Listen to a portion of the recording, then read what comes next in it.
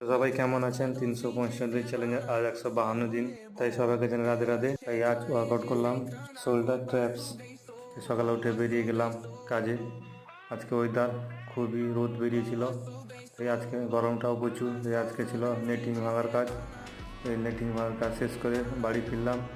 আজকে শরীরটা একটু দুর্বল ছিল, কেননা আজকে রোদের জন্য প্রচুর পরিশ্রমের কাজ হয়েছে। তাই আজকে ওয়ার্কআউট করলাম স্ট্রেচিং করার পর করলাম শোল্ডারের জন্য 4টি এক্সারসাইজ।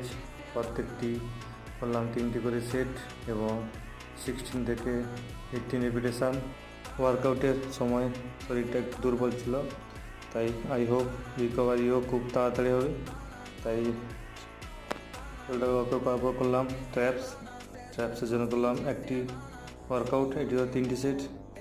শেষে স্ট্রেচিং করে আজকে ওয়ার্কআউট শেষ করলাম। তো আবার কাল দেখা হবে, বাই বাই।